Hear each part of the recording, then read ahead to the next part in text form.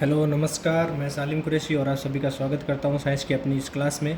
तो बच्चों, हमने कल बात की थी रासायनिक अभिक्रिया के प्रकारों के बारे में, जिसमें हमने पढ़ा था संयोजन अभिक्रिया के बारे में और वियोजन अभिक्रिया के बारे में। हमने पढ़ा था कि संयोजन अभिक्रिया क्या होती है। संयोजन अभिक्रियाओं में दो अभिकारक मिलकर एकल उत्पाद का निर्माण करते हैं और जिसमें साथ में ऊष्मा का उत्सर्जन भी होता है। तो ऐसी रासायनिक अभिक्रियाओं को हम ऊष्माक्षेपी अभिक्रिया कहते हैं। और हमने वियोजन अभिक्रिया में पढ़ा था कि इसमें जो एकल अभिकारक होता है वो टूटकर दो या दो से अधिक उत्पादों में विभक्त हो जाता है और ऐसी रासायनिक अभिक्रियाओं को हमने नाम दिया था वियोजन अभिक्रियाएं। और वियोजन अभिक्रियाओं के लिए हमने तीन प्रकार पढ़े थे। तो उसमें वियोजन पढ़ा था, एक प्रकाशीय वियोजन पढ़ा था और एक हमने पढ़ा था विद्युत अपघटन। तो आज हम उसी प्रक्रिया को आगे चलाते हुए हम नेक्स्ट जो अभिक्रिया वो पढ़ रहे हैं, वो है हमारी विस्थापन अभिक्रिया। देखो, विस्थापन अभिक्रिया से नाम से पता चल रहा है क्या करना है, विस्थापित करना है। क्या करना है आपको? विस्थापित। विस्थापित मतलब स्थान परिवर्तन, स्थान है परिवर्तित करना है हमें, ठीक है। कोई भी अगर मान लो हमारे पास क्या है, एक यौगिक है, हमारे पास एक क्या है, यौगिक है, और उस यौगिक के अंदर मान लो कोई अधिक क्रियाशील तत्व है, अधिक क्रियाशील तत्व है, उस यौगिक के साथ अभिक्रिया कर रहा है। अधिक क्रियाशील तत्व है, उस यौगिक के साथ क्या कर रहा है, अभिक्रिया कर रहा है। उस यौगिक के साथ क्या कर रहा है, अभिक्रिया कर रहा है, ठीक है। अब ये इसके साथ अभिक्रिया करेगा तो इस यौगिक के साथ अन्य कोई धातु जुड़ा हुआ है। क्या जुड़ा हुआ है? अन्य कोई धातु जुड़ा हुआ है, और यह उस धातु के साथ अभिक्रिया करके और उसको क्या कर देगा, वहाँ से हटा देता है, वहाँ से उसे क्या कर देता है, हटा देता है। और ऐसी रासायनिक अभिक्रियाओं को हम क्या कहते हैं, विस्थापन अभिक्रिया। समझ में है कि नहीं? जैसे मान लो आपके पास कोई MX कोई यौगिक है और इसके अंदर कोई Ma कोई धातु क्या कर रहा है, अभिक्रिया कर रहा है, यानी MX आपके पास क्या, एक यौगिक है, एक क्या है, यौगिक। और इस यौगिक के साथ में Ma कोई धातु है, वो इसके साथ अभिक्रिया करेगा। तो ये भी धातु है और आपके पास ये भी एक क्या है, धातु है। तो इस धातु की क्रियाशीलता इस धातु की क्रियाशीलता की तुलना में क्या है, कम है, और इसकी क्या है, ज़्यादा है, ठीक है। तो ये क्या करेगा, ये जो धातु है वह इस धातु को उसके यौगिक से क्या कर देगा, विस्थापित कर देगा। तो ये खुद जाके वहाँ बैठ जाएगा, तो क्या बना लेगा, MAX + M। ये आपकी कौन सी अभिक्रिया कहलाती है, विस्थापित अभिक्रिया, यानी विस्थापन अभिक्रिया। ऐसी रासायनिक अभिक्रिया जिसमें उच्च अभिक्रियाशील तत्व है अपने से कम क्रियाशील तत्व को उसके यौगिक से क्या कर देता है, विस्थापित कर देता है। और ऐसी रासायनिक अभिक्रिया को हम क्या कहते हैं, विस्थापन अभिक्रिया कहते हैं। उदाहरण के लिए अगर बात करें हम, उदाहरण के लिए तो जैसे मान लो आपके पास कॉपर सल्फेट का एक विलेन है, आपके पास एक कॉपर सल्फेट का एक क्या है, विलेन है, ठीक है, जिसका रंग कैसा होता है, नीला रंग होता है। याद रखना, ये जो बहुत ज़्यादा महत्वपूर्ण है टॉपिक, इसमें क्वेश्चन पूछा जाता है, ठीक है। तो कॉपर सल्फेट का एक विलेन है जिसका रंग कैसा होता है, नीला होता है, और इसके अंदर हम एक फेरस यानी लोहे की कील डालते हैं, लोहे की कील। मान लो आपके पास एक बीकर है और इस बीकर में क्या है, कॉपर सल्फेट यानी CuSO4 यानी आपके पास कॉपर सल्फेट है। और इस विलेन में आप जैसे ही एक लोहे की कील डालते हो, एक क्या डालते हो, लोहे की कील, यानी इसमें फेरस डालते हो, तो ये क्या करेगा, हमें पता है कि जो फेरस है वो कॉपर से क्या अधिक क्रियाशील तत्व है, तो ये क्या करेगा, फेरस इसको यहाँ से हटा देगा, तो क्या बनाएगा, FeSO4 यानी फेरस सल्फेट। क्या बनाएगा, फेरस सल्फेट प्लस किसको विस्थापित किया है, कॉपर को, तो Cu। यहाँ तक किसी को कोई दिक्कत नहीं होनी चाहिए। दोबारा देखो, विस्थापन अभिक्रिया की हम बात कर रहे हैं, इसमें क्या होता है कि एक तो निम्न यानी कम अभिक्रियाशील जो होता है एक धातु होता है, और एक क्या होता है, अधिक क्रियाशील धातु होता है। जो कम क्रियाशील धातु होता है वह तो यौगिक के साथ जुड़ा हुआ होता है, और जो अधिक क्रियाशील धातु होता है वो अलग होता है। वो क्या करता है, इसके साथ जैसे अभिक्रिया करता है तो कम क्रियाशील धातु को उसके यौगिक से हटा देता है, और ऐसी रासायनिक अभिक्रिया को हम क्या बोलते हैं, विस्थापन अभिक्रिया बोलते हैं। इसके लिए हमने उदाहरण लिया है कॉपर सल्फेट का विलेन। कॉपर सल्फेट का सूत्र होता है CuSO4 और जिसका रंग कैसा होता है, नीला होता है। इसमें जैसे आप लोहे की कील डालते हो तो लोहे की कील डालने पर ये जो फेरस होता है वो कॉपर सल्फेट के विलयन से कॉपर को क्या कर देता है, हटा देता है, और खुद क्या बना लेता है, एक यौगिक बना लेता है, और इसको क्या कहते हैं, फेरस सल्फेट। अब देखो ये जो रंग आपका कैसा था, नीला था, अब इस विलयन का रंग कैसा हो गया, मलिन हो गया। कैसा हो गया, मलिन यानी भूरा। क्यों हुआ, क्योंकि यह विस्थापन अभिक्रिया के कारण, किस अभिक्रिया के कारण हुआ है, विस्थापन अभिक्रिया के कारण, क्योंकि यहाँ से कॉपर को क्या कर दिया गया, विस्थापित कर दिया गया। तो यहाँ से क्वेश्चन पूछा जाता है कि कॉपर सल्फेट के विलयन में लोहे की कील डालने पर कॉपर सल्फेट के विलयन का रंग मलिन या भूरा क्यों हो जाता है। तो इसका कारण यही है कि जैसे हम कॉपर सल्फेट के विलयन में फेरस लोहे की कील डालते हैं, तो ये जो लोहे की कील है वो जो फेरस है वो कॉपर सल्फेट के विलयन से कॉपर को क्या करता है, विस्थापित कर देता है, और इस अभिक्रिया के कारण इस विलयन का रंग कैसा हो जाता है, मलिन हो जाता है, यानी भूरे रंग का हो जाता है। ठीक है, यहाँ तक किसी को कोई दिक्कत नहीं है। अन्य उदाहरण बहुत सारे हैं, जैसे अगर आप बात करें कॉपर सल्फेट की, तो कॉपर सल्फेट के अंदर जब आप जिंक के दाने डालते हो तो हमें पता है कि ये जिंक क्या करेगा, इसके साथ अभिक्रिया करेगा तो क्या बनने लगेगा, ZnSO4 प्लस Cu। ठीक है, ऐसी रासायनिक अभिक्रिया जैसे लेड है, लेड की अभिक्रिया आप किसके साथ करवाते हो, कॉपर क्लोराइड के साथ करवाते हो, तो क्या बना लेगा, PbCl2 प्लस कॉपर। तो ये हो गया आपकी विस्थापन अभिक्रिया। अब हम बात करते हैं द्वि विस्थापन अभिक्रिया की। विस्थापन अभिक्रिया आप किसकी बात करते हैं, द्वि विस्थापन अभिक्रिया। विस्थापन में हमने बात की थी कि एक ही जो तत्व होता है वो अधिक क्रियाशील अगर तत्व है तो वो अपने से कम क्रियाशील तत्व को क्या कर देगा, विस्थापित कर देगा। लेकिन नाम देखो द्वि, द्वि मतलब दो, विस्थापन का मतलब विस्थापित, दो स्थान परिवर्तित होंगे, दो स्थान क्या होंगे, परिवर्तित। यानी इस अभिक्रिया में उत्पाद का जो निर्माण होता है वो दो यौगिकों के आयनों के आदान प्रदान से होता है। क्या होता है कि इस अभिक्रिया में जो उत्पाद का निर्माण होता है, यानी आपके पास जो उत्पाद बनता है उस उत्पाद के लिए हमारे पास कितने यौगिक होने चाहिए, कम से कम दो यौगिक होने चाहिए, और दो यौगिकों में आयनों का क्या होता है, आदान प्रदान, आयनों का आदान प्रदान। आयन की अगर बात करें तो एक तो धनायन होता है और एक क्या होता है, ऋण आयन होता है। यानी ये तो होता है अधातु आयन और ये क्या होता है, ये होता है अधातु आयन और ये क्या होता है आपका धातु आयन। ठीक है, तो हम बात करते हैं द्विविस्थापन अभिक्रिया की। तो चलो बात करते हैं द्विविस्थापन अभिक्रिया के उदाहरण सहित बात करेंगे। ठीक है, उदाहरण के लिए अगर हम बात करें तो आपके पास एक तो है सोडियम सल्फेट, एक तो आपके पास क्या है, सोडियम सल्फेट। ठीक है, दोनों ही आपके पास विलयन है। एक तो सोडियम सल्फेट है Na2SO4 प्लस एक आपके पास है बेरियम क्लोराइड, एक आपके पास क्या है, बेरियम क्लोराइड। ठीक है, दोनों ही जलीय विलयन है, ये भी विलयन है और ये भी आपके पास क्या है, विलयन है। ठीक है, जब सोडियम सल्फेट की अभिक्रिया आप किसके साथ करवाते हो, बेरियम क्लोराइड के साथ करवाते हो, BaCl2, तो इसमें क्या होता है कि जो सोडियम है वो तो क्लोरीन के साथ अभिक्रिया करता है और जो बेरियम है वो सल्फेट के साथ अभिक्रिया करता है। तो दोनों में ये क्या है, आपके पास सोडियम आयन है, ये आपके पास क्या है, बेरियम आयन, ये दोनों क्या करेंगे, विस्थापित हो जाएंगे, ये अपने अपने स्थान परिवर्तित करेंगे। तो ये क्या बनेगा, ये इसके साथ जुड़े तो क्या बना लेगा, BaSO4 यानी बेरियम सल्फेट। क्या बनाएगा, बेरियम सल्फेट प्लस सोडियम इसके साथ जुड़ रहा है तो क्या बनाएगा, NaCl यानी सोडियम क्लोराइड, सोडियम क्लोराइड। आई समझ में कि नहीं आई। विस्थापन में तो हमने एक किया कि सर इसमें एक ही जो तत्व होता है, एक ही जो तत्व होता है वो उसके विलयन से उसको विस्थापित करता है, लेकिन इसमें दो होते हैं, ये दोनों क्या करते हैं, आयनों का आदान प्रदान करते हैं। ये इसके जगह चला जाता है और ये इसके साथ यौगिक का निर्माण करता है। तो अब देखो आपके पास ये जो BaSO4 बना है, जो आपके पास क्या बना है, BaSO4, ये एक लवण बनता है आपके पास।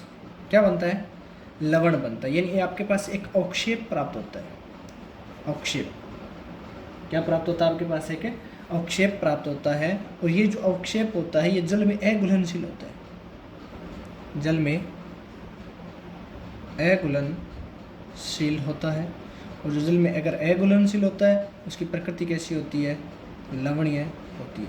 दोबारा समझो कि हमारे पास क्या एक सोडियम सल्फेट है, सोडियम सल्फेट की अभिक्रिया आप किसके साथ करवा रहे हो, बेरियम क्लोराइड के साथ करवा रहे हो। तो ये बेरियम सल्फेट के साथ अभिक्रिया करके बेरियम सल्फेट बनाएगा, और सोडियम क्लोरीन के साथ अभिक्रिया करके क्या बनाता है, सोडियम क्लोराइड। तो आपके पास जो NaCl बनता है वो तो क्या बनता है, जलीय विलयन बनता है। और आपके पास BaSO4 बनता है, जो बेरियम सल्फेट बनता है वो क्या बनता है, एक लवण बनता है। ठीक है, तो द्विविस्थापन में आपके पास अवक्षेप प्राप्त होता है। द्विविस्थापन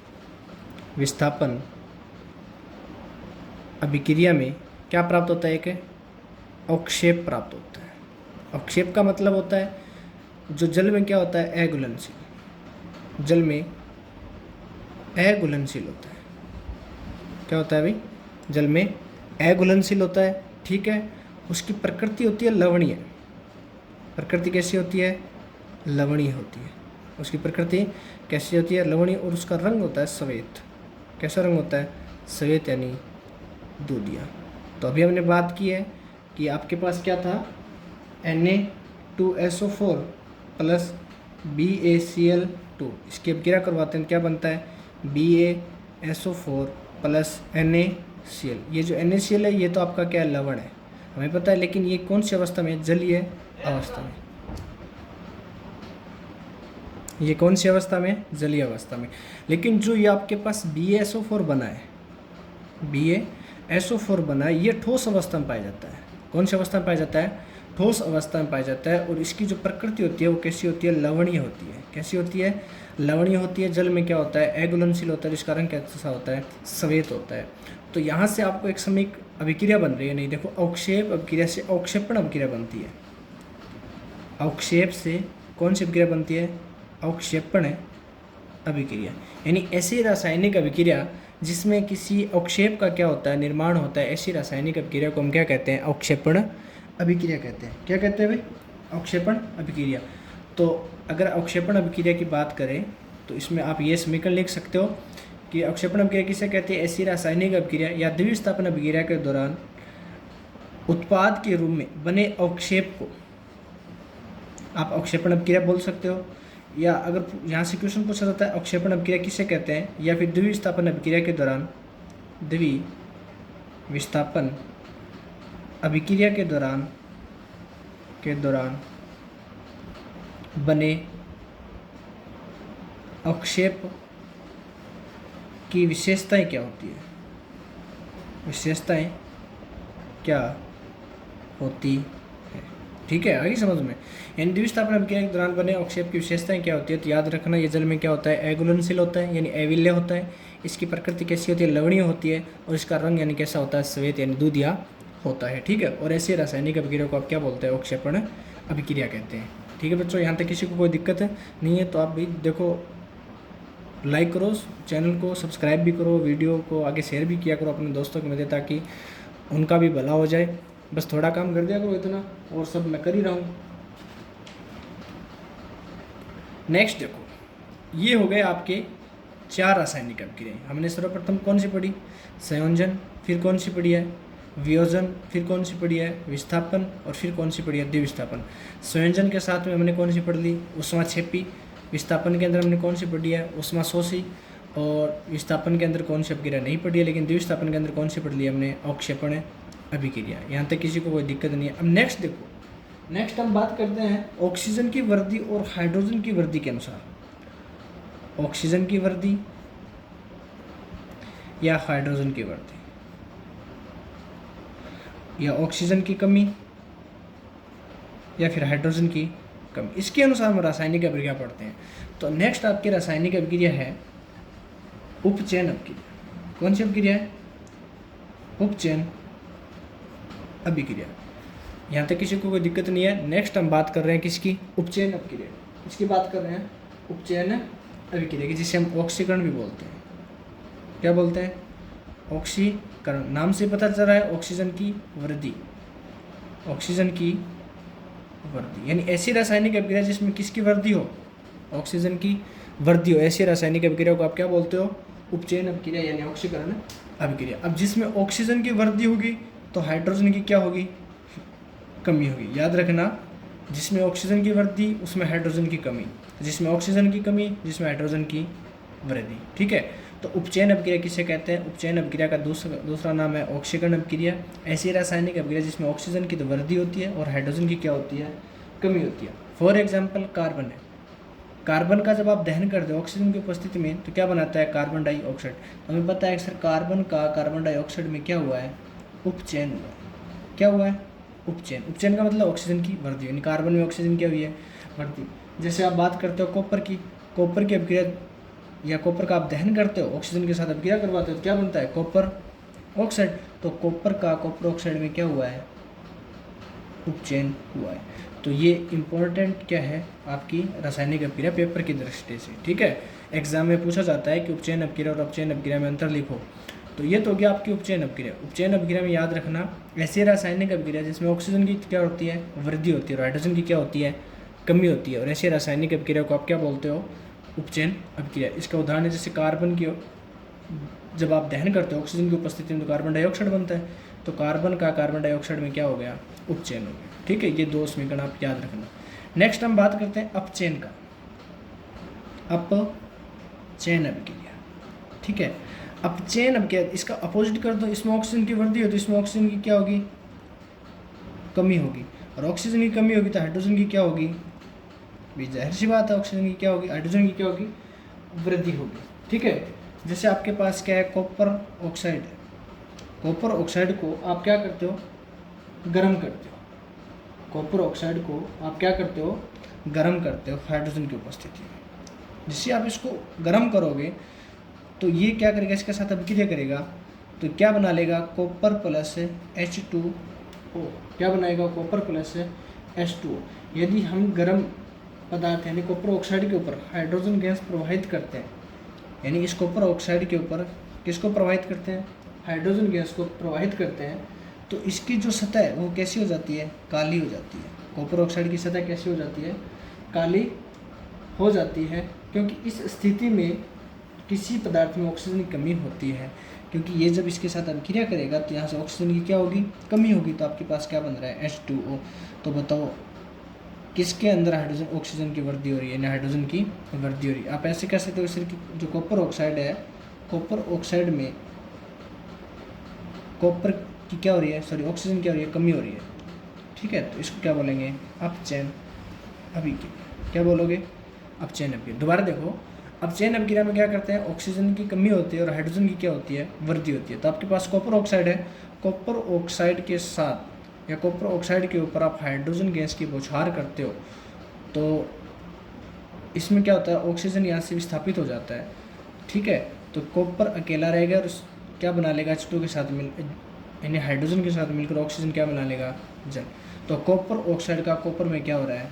उपचयन हो रहा है। ठीक है, अपचयन और उपचयन दोनों क्लियर है। दोबारा देखो, उपचयन अभिक्रिया में ऑक्सीजन की वृद्धि, हाइड्रोजन की कमी। अपचयन में ऑक्सीजन की कमी और हाइड्रोजन की वृद्धि। इसके लिए ये समीकरण है, कार्बन का कार्बन ऑक्साइड कार्बन डाइऑक्साइड में उपचयन, कॉपर का कॉपर ऑक्साइड में उपचयन, और आपके पास अगर अपचयन की बात करें तो ऑक्सीजन की कमी, तो कॉपर ऑक्साइड का कॉपर में क्या हो रहा है? अपचयन, क्योंकि कॉपर ऑक्साइड से किसकी कमी होगी? ऑक्सीजन की कमी होगी। अब हम नेक्स्ट बात करते हैं रेडॉक्स अपक्रिया की। कौन सी अपक्रिया की बात करते हैं? रेडॉक्स अपक्रिया। अगर ये उपचयन और अपचयन दोनों अगर समझ में आ गई तो रेडॉक्स अपक्रिया आपके समझ में आ जाएगी। तो हम बात करते हैं रेडॉक्स अपक्रिया की। देखो रेडॉक्स अपक्रिया, रेडॉक्स अभिक्रिया।